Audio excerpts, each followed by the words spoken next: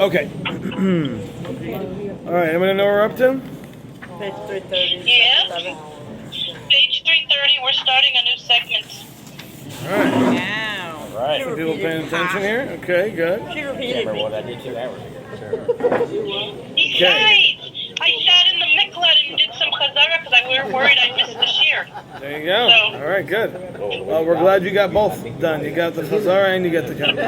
All right, can you guys in the back hear me? Dr. Crocker. Yes. We're gonna get you a little mic and put a little speaker. No traffic. Sirens. Okay. All right, so let's get started here. So we are up to chapter 7. Chapter 7. Here we go. Okay. So basically, we had finished.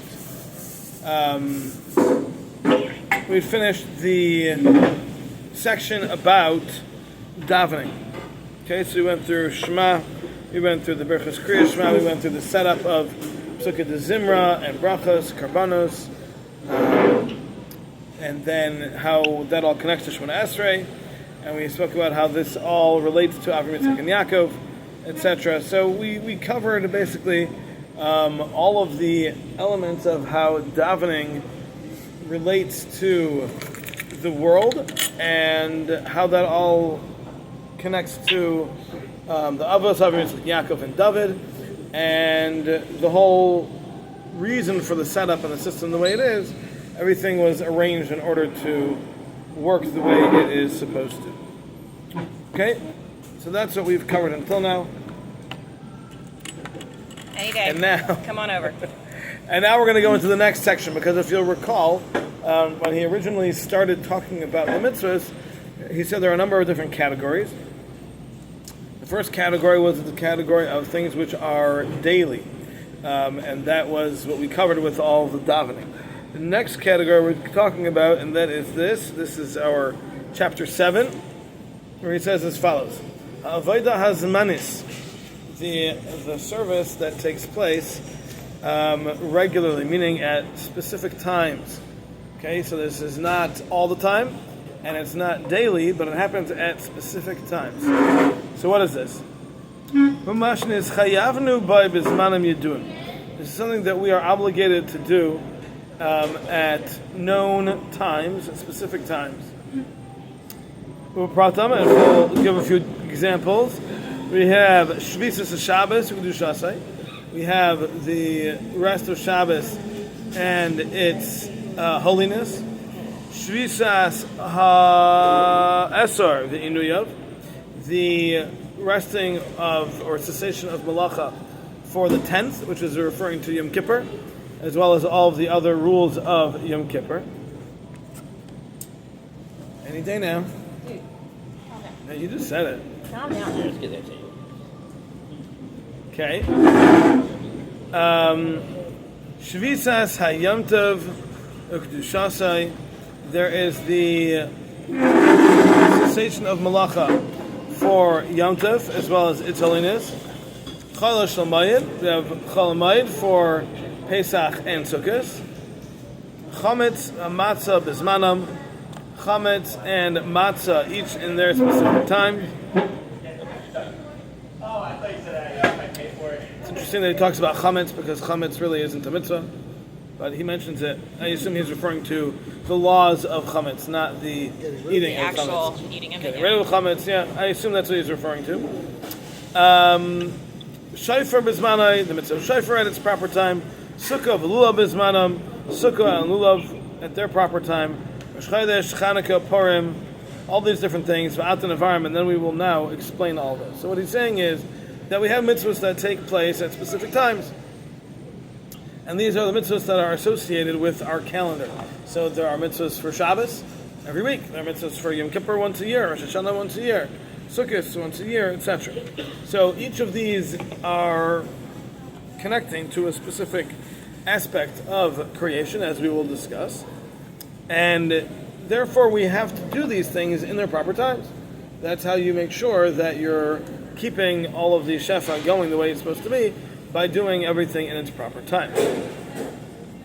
Okay, so he's going to go through each of these, and this is going to pretty much take us to the end Yeah, for the most part, this will take us to the end. All right, so Inyan Shabbos. The concept of Shabbos, b'chlal, is a general rule. Who it is as follows. Kine.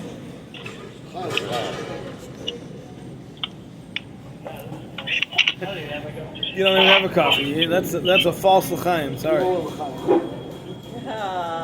Okay. How can you do tikkun nolam without a coffee? Yeah, absolutely. You should start a coffee brand. Yeah. Tikkun nolam. Tikkun olam coffees. All All right. We've already explained earlier. She'inyan ha'olam hazeh, that the idea of this world, noisin sheyiyu hadvarim ba'echav v'lo kodesh. The way it's set up is that things should be primarily mundane, not holy. Because as we've learned, we spent a lot of time on this, the whole idea of creation, of the reason we're here, is in order for us to elevate that which is mundane.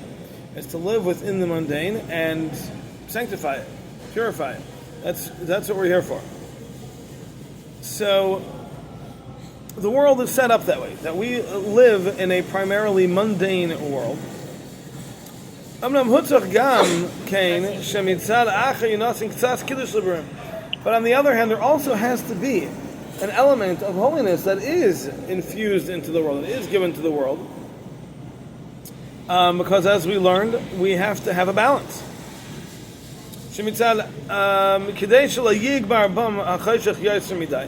And this holiness serves to keep the darkness from being too overbearing, from being too powerful. So as long as we have the proper amount of kedusha, of holiness, to counteract the darkness, then the world can have its balance. So primarily the world's going to be mundane, it's not going to be holy, but there will be aspects of holiness that will be put into the world for the purpose of striking this balance. Okay, so now our job is to make sure that we take advantage of that and we elevate that which is mundane, and we take advantage of that which is holy to use that to elevate the mundane, and in doing so we'll bring in the world to its purpose. Now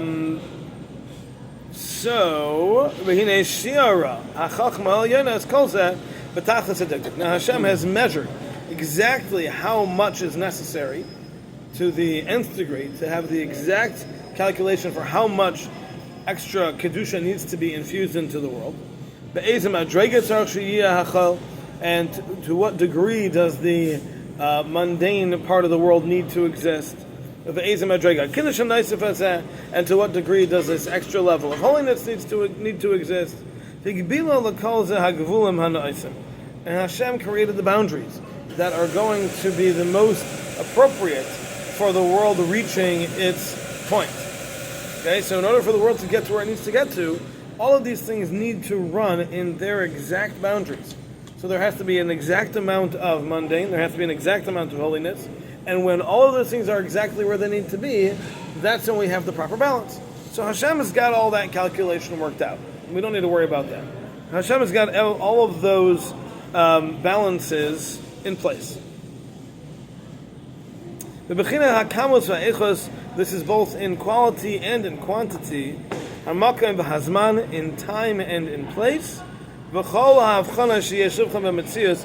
as all of the different aspects and details, the way they need to apply in the different parts of creation. Meaning, all of the world exists, and all of that existence is perfectly balanced in order to have the right levels of mundane balanced or offset with the right levels of holiness.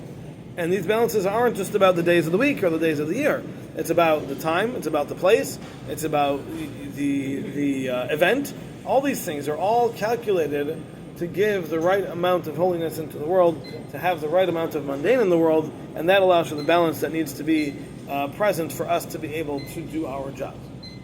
Okay? Yes? Okay. V'ulam, however, b'bechinas hazman, within this detail of the timing, sidra inyan hayamim shel chayil v'shel kodesh. Hashem arranged that the days should be split between the holy and the mundane.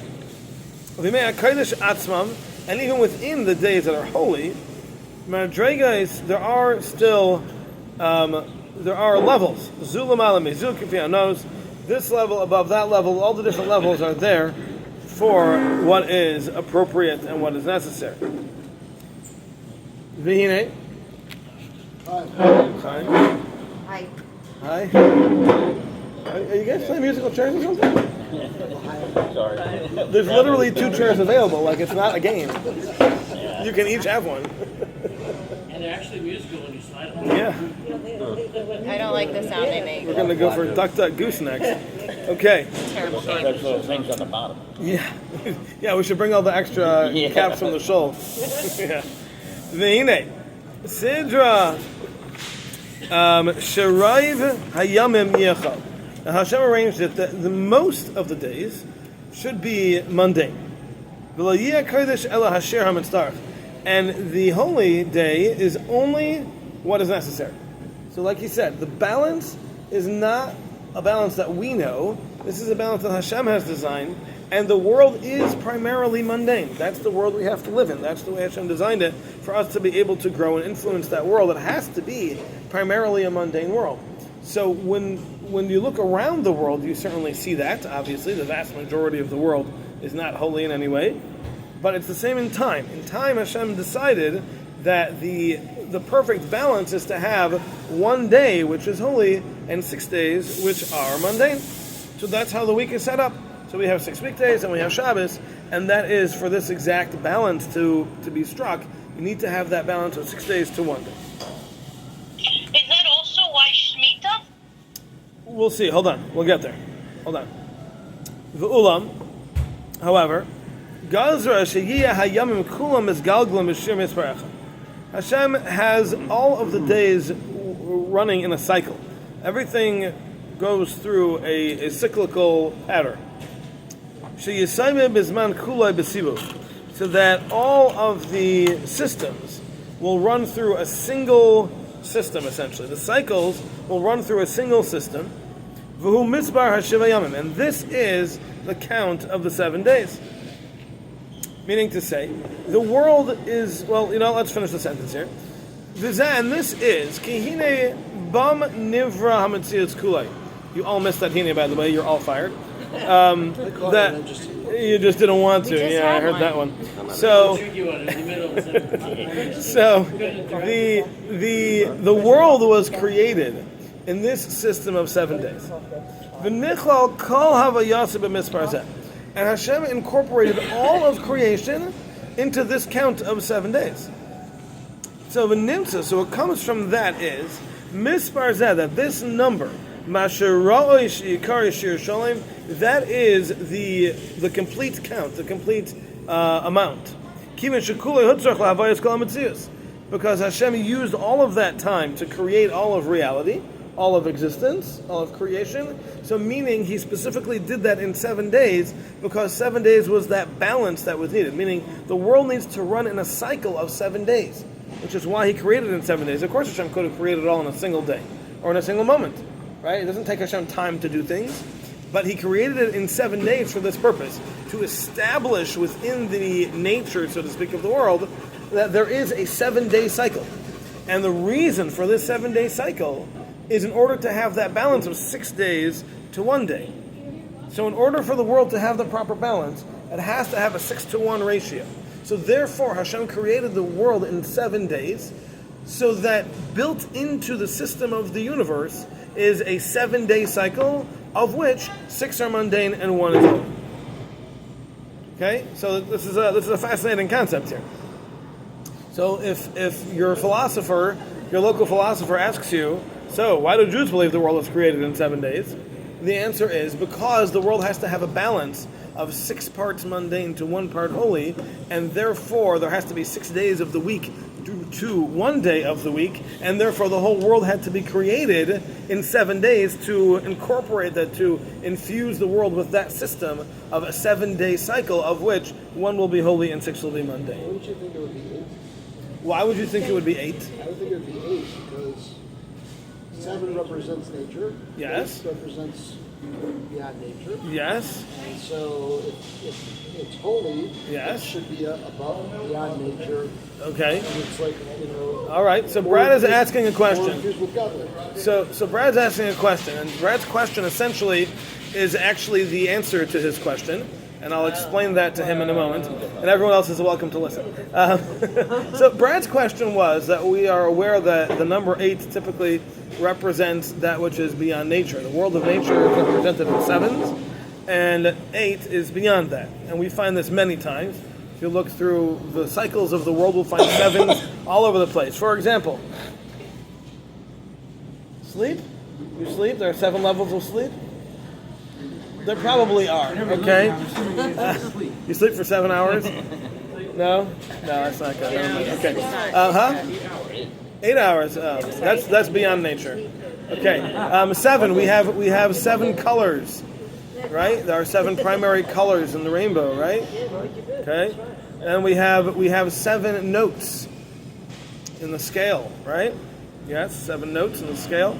There are 7 days of the week, obviously, as we're describing here. And these are all, there's many more, by the way, but these are all natural phenomena. These are not things that people created. This is the way the world works. The world, Wonders of the world. right, this is the way the world works in 7s.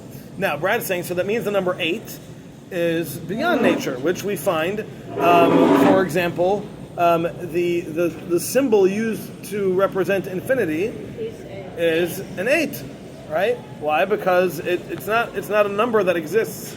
Right? It doesn't exist within the world of mathematics. There can't be infinity. Infinity is beyond mathematics. Mathematics is by definition has boundaries. That's what mathematics are, right? They're combining or working with finite items. Infinity means that by definition it is not finite, it's infinite, and therefore can't fit into that, which is why the number 8 was used. So Brad's asking, so if that's the case, so then why aren't there 7 mundane days, and then the 8th day, which is the holy day, should be the supernatural day, right? Okay, so the answer to your question is that the reason 8 is beyond nature is because the world was created in 7s. Okay? The reason that 8 doesn't exist in the days of the week, and it doesn't exist in the colors, and it doesn't exist in the sound, is because the world was created in 7s. So 7s make up and comprise the entirety of the world. Okay? 8 means that you've broken beyond that. You're not within that realm anymore. So what we're discussing is that within the realm of what the created world, there is holy and mundane. There is a balance within the natural world. 8 means you've gone past the natural world. You're already beyond that. There is no counting once you're past numbers. You're already in the world of infinity, and there are no boundaries, and that's already supernatural. So the answer to your question is that the reason 8 is supernatural is because the world's created in 7s. Okay? Make sense? And yet we have a bris milah on the 8th day. Which is why we have the bris milah on the 8th day. Because it's not a day. If 7 days is the week, then there is no 8th day. It's the first day of the next week, right? So what does that mean, the 8th day? Another question, Shavuos. Shavuos is on the 50th day. There is no 50th day. The 50th day is the next day of the next cycle. We did 7 cycles of 7. Day 50 is day 1. It's a new cycle, but we call it day 50, right? So what's the day 8, day 50? It's all the same idea. And it will apply to Yovel too, yes, same idea. The idea is because these are things that are beyond the natural world. The Torah is beyond the natural. The Torah is not a product of nature. The Torah predated the creation of the world. Right? The bris, the Jew, the concept of being part of Am Yisrael, that's something that predates creation, that's beyond creation. Doesn't exist within the natural world. It's something that is put into the natural world, but it's in essence something which is from beyond the natural world, which is why those things are done past the 7s, because past 7, it's already not there. The next number after 7 is 1. Right? So to get to 8, to get to 50, these are things that shouldn't be possible. So that's the idea. Okay.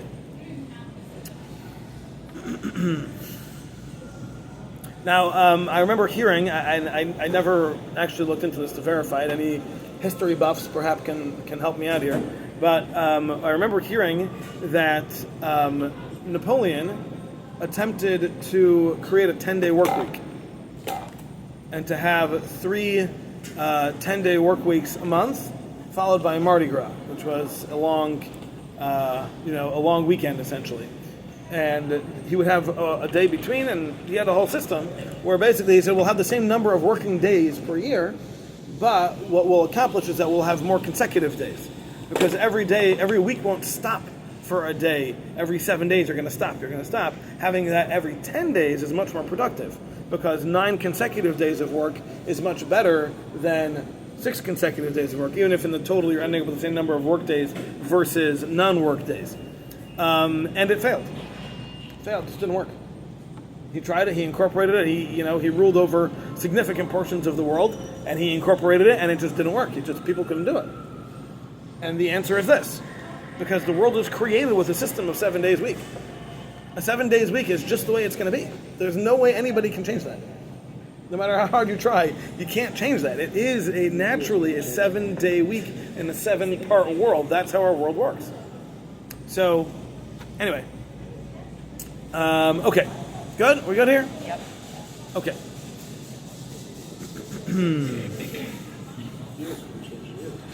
Okay. Now.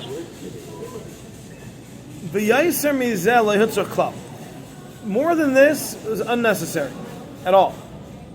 Because once that happened, everything was created, everything exists, and there is no need for anything beyond that. However, this number is going to cycle. It's going to come around again and again. It's going to always be cycling through. And this concept is going to cycle through until the end of the 6,000 years. Okay, so he's touching back on a concept we discussed a while ago, and that is that the world is in a 6,000 year system. And then we have the 7,000, the last 1,000 years, that is the time of Mashiach. It can start earlier, but it's got to be at least that last 1,000. And he's saying that's all part of the same system, because it works with the sevens. The sevens are the 6 mundane and the 1 holy. So it's going to be the same thing. We've got 6,000 years of mundane, and then the 1,000 years of holy. It's going to work with the same thing. Not only that, but the days of the whole world, they will also work with these, the same system. They'll keep with these times, this idea of 6 to 1, in the greatest form possible. What does that mean? This means we have 6,000 years of the world as we know it, and then 1,000 years of rest, referring to the times of Mashiach. And after that happens, then it's going to change. The world is going to become different. With an entirely different system, the way Hashem has designed it. So meaning to say, the world as a whole works with this 1,000 years of 6s and a 7th. And what happens after that 7,000? Nothing. It's got to be something new. Something's got to start over. There's got to be a new system in place, because this system is entirely done when it comes to 7. The same way the week is entirely over once you finish day 7, so too the world is entirely over once you finish 7,000 years. So a new existence is going to have to come into place. The same way a new week comes into place. That's just how the world works. That's the way Hashem decided it. And again, it's all part of the same idea, that it has to be 6 to 1, and that's the balance that is the world that we know. Okay? Good? We don't have to be so far. Who says we're so far? 5784. Yeah, but who says we're so far? Of course Mashiach can come any day. 6,000 is just the last opportunity. So does that work out for if you calculate out the number of days of holidays in the year? Oh, so you didn't get the holidays yet, so we're going to get there. Okay. Well, we'll get the holidays. Okay. Because that'd be cool if the math worked out. What did you want it to work out to? No, I'm saying like it was like 6. The ratio was 6 to 1. Oh, you're saying do holidays make up 1/7 of the year? Yeah. 7 holidays. I don't think they do. But all right, we'll see. We'll see when we get there. That could be interesting. No, I mean, the 70 of them. They might. All right, we'll see. And the Vilna has a famous, the 70 of them, and then Shabbos also have Kippur higher than the rest of them. Oh. Okay, but she wants to know about the ratio as far as the number of days. It's its own cycle. Yeah. All right, we'll see. We'll see. Yeah. To be continued. Yeah, he's gonna go through all of them. Okay. Okay.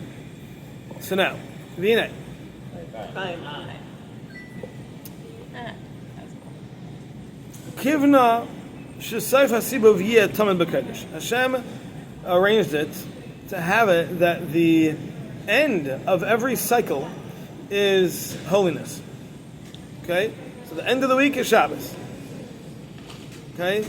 The end of, well, we'll see. He's going to go through it.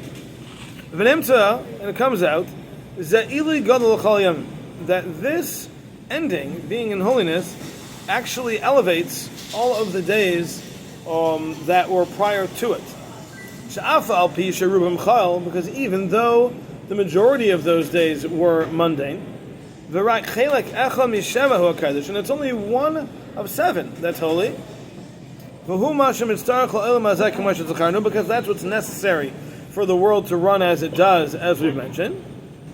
Amnam, however, mitzad acher, on the other hand, v'yayis hachelek hazeh seifa sibuv v'chisumai, since this is the end of the cycle, and this is the completion of that system, nimtza hasibuv kulay niskan u'mis'al al yedei zeh. So it comes out that the entire cycle is uplifted by that ending being that ending within holiness. To the point that all of a person's days can be sanctified, can be holy, because of the end of that cycle being in holiness. V'hinei, Zuma Tana Gedayla Shnasan Kadosh Baruch Hu Yisrael. This is the great gift that Hashem has given to Klal Yisrael, which the Gemara says that Hashem tells Moshe Rabbeinu, I have this gift that I want to give to the Jewish people, and it's Shabbos. L'yasher Ratza Sheyulai Am Kadosh, because Hashem wanted us to be the holy nation, His holy nation. But Nitin L'shar Ha'uma Klal, and Hashem didn't give it to the Goyim. She'ein Hamayla Hazayis Ru'uyah V'lem Yadaslam, because this level of achieving holiness on the 7th of every cycle is something that is limited to those who are capable, and that's us. The Goyim don't have that; they don't have that capacity, and therefore they don't have a Shabbos. And on the contrary, Goy Shabbos Chai Misa. If a guy were to keep Shabbos, that's held against him. There's a penalty for that because it's not appropriate. It's appropriate for us having the neshama that's capable of this holiness, of achieving this greatness, so we have the Shabbos. For someone else to act that way is, it's like walking around in uniform when you're not part of the army, right? It's not appropriate. You didn't go through the system. You don't belong there. What about people who are going through conversion though? People who are going through conversion need to not keep Shabbos. You're still supposed to break They need to not something, keep right? Shabbos. Yeah, Supposed to break Supposed to have, it like, they one need thing to. you do, right? Yeah, They need to break Shabbos they need at least to. once. Yes, absolutely. Interesting. Very important.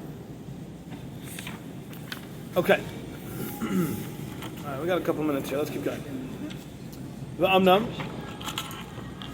However, Kfi Hamayla Hazais Shemasigim Yisrael B'Yom, based on this level, this greatness that Klal Yisrael is able to attain on this day of Shabbos, Ken Roy Sheyia Hisnahagam Bay. So too is appropriate for them to act in a way that is befitting of this extra level of holiness on this day.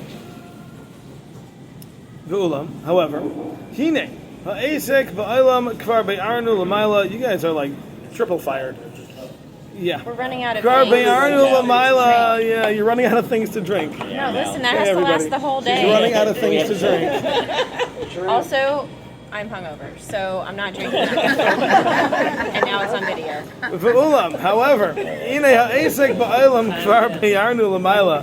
Right? We've already described earlier that our involvement in the world, shehumi ma Shemekasher ha'adam b'chamriyas, Crazy, right? which is what connects a person and ties a person down to physicality. Umashbil yanai, and it lowers a person's ideas, everything. The whole concept of a person is lowered by existing within this physical world. Umayridai min ha'mayla v'hayikar shayirayalai, and this world is what lowers a person and brings him down from the greatness and splendor and high levels that a person is really able to achieve. Umized tzar she'inatek b'Shabbos, and that's what you need to break free from on Shabbos.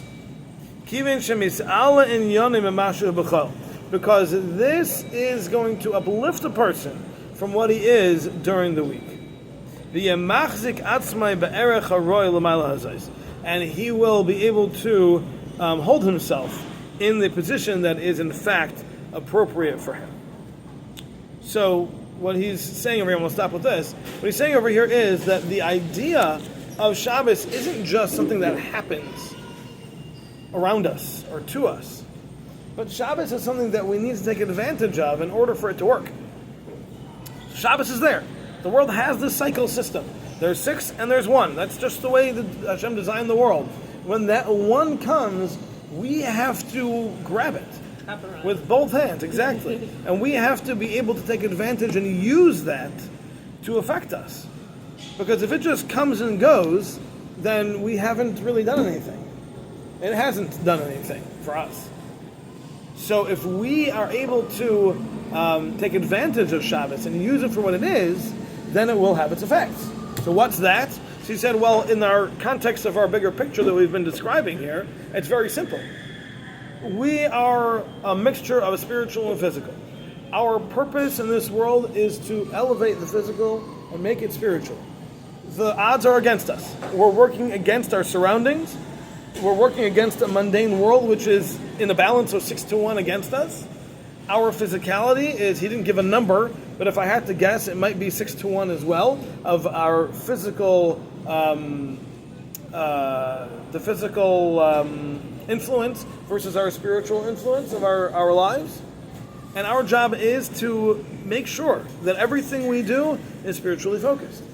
So, the purpose of Shabbos, for us to be able to take advantage of it, must be to remove us from that. Because it was 6 and now it's 1. We're in the 1. When you're in the 1, act like you're in the 1. Take advantage of the 1. Use it to influence the other 6. So when Shabbos comes, you have to remove yourself from that physicality. Remove yourself from that which is dragging you down. And that way it can elevate you through being in this world of day 7. And then you can uplift, as he said, the entire cycle. The entire cycle of 6 will be uplifted to 1. So we're going to have to explain how that works, and he's going to talk about that more as we continue. Because as we know, Shabbos is very much a physically fulfilling day. Right? It's a day we're supposed to enjoy physically. It's a day that we eat. It's a day that we drink, etc. So it is a physically enjoyable day. So we have to understand how that works exactly. But the purpose of Shabbos, he's explaining, is that it is the one representation of holiness in the week.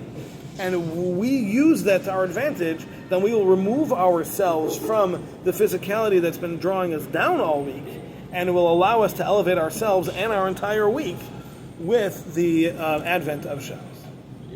All right, very good. We'll continue from there. Yes? For people who understand this much better than I, who can learn every day, and tzaddiks who are holy sages, do they see every day as being as much? Do they try to make it as much as Shabbos as they can? No.